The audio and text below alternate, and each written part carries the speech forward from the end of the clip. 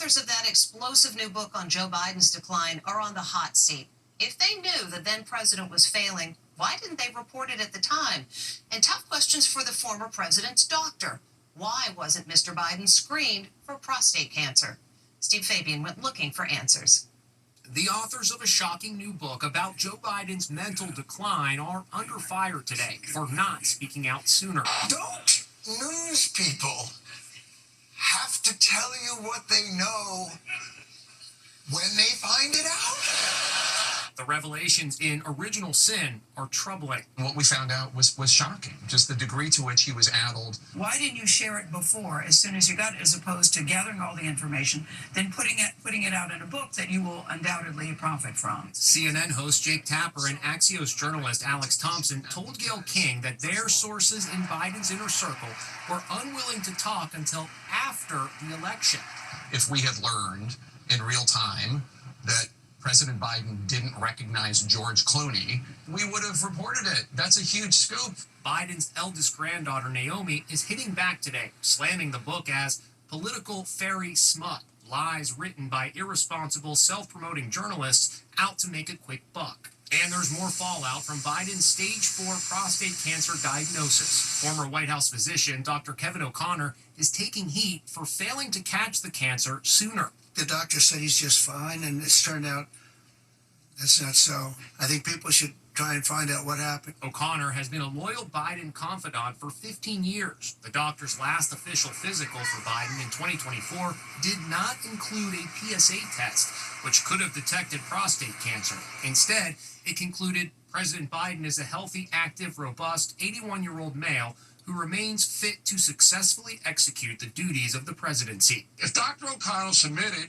a false medical report for the President of the United States, then he goes to prison. He needs to be brought in, he needs to be subpoenaed, and he needs to answer some of these questions. So the big question lots of people are asking today is, why wasn't President Biden screened for prostate cancer? Well, it may be because the American Urological Association does not recommend routine PSA screening for men 70 and older, especially if they have no symptoms. If you don't find prostate cancers before that age, the majority of patients will have a cancer that will outlive them. If President Biden was your patient, how would you have treated him? What would you have done differently? It's the president of the United States. So you test, you screen, you look to see what you have. The fate of the country rests in this man's hands. You should be testing to try to figure out what's going on with him. And that is Denzel Washington losing his cool at the Cannes Film Festival after he thought a photographer on the red carpet got too close for comfort. Oscar winner Denzel Washington is having a ball on the red carpet at the Cannes Film Festival. He's starring in a new Spike Lee film, hanging with the director and co-star rapper A$AP Rocky, when suddenly things go south.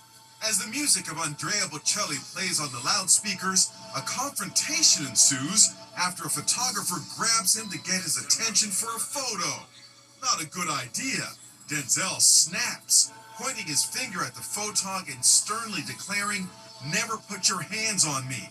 As Denzel turns away, the photographer does it again, grabbing him by the arm. The Oscar-winning actor turns and repeatedly says, "Stop it."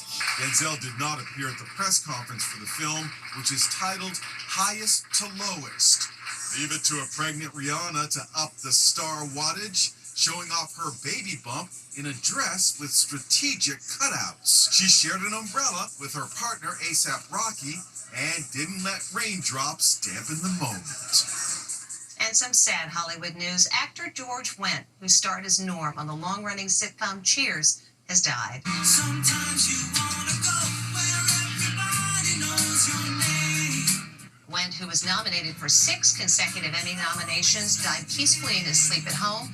He was 76. The LA Fire Department tells us they tried to revive him with CPR, but were unsuccessful. His publicist says Wendt was a doting family man who'll be forever missed. You may think you're looking at a Stadium Rock concert, but this is graduation at the University of Miami in Florida. And this season, the pomp and circumstance of graduation has been supersized. Welcome to Supersized College Graduations of 2025. Check out the commencement at the University of Miami. Miami, the city that keeps the roof blazing. At the State University in Purchase, New York, graduates marched into the hit Pink Pony Club. At UNC Chapel Hill, fireworks and a stadium bathed in blue set the mood.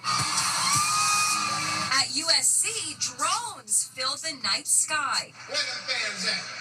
And at Virginia State University, the college president called for a line dance. But even if today's graduation ceremonies look different and display a lot of showmanship, there was still a classic message we heard over and over. I love you, Mom. I love you, Mom! I love you, Mom. I love you, Mom. And your mom is proud. Congrats to the class of 2025. We'll be back with more Inside Edition after this. Next, the drunk driver who crashed into a children's birthday party. Now, the mother of the children killed in the car crash speaks out. And after all the drama, Coach Bill Belichick and his 24-year-old girlfriend, are they officially engaged? Inside Edition with Deborah Norville will be right back. It was a heartbreaking story. A woman, driving drunk, plows into a children's birthday party, killing 2 siblings. Now, as the driver is sentenced, the victim's devastated mother and aunt are speaking with Stephen Fabian. A scene of chaos and horror after a drunk driver crashes into a children's birthday party, killing 2 kids. The 67-year-old driver, Marcella Chitista, has just been sentenced to 25 to 50 years in prison.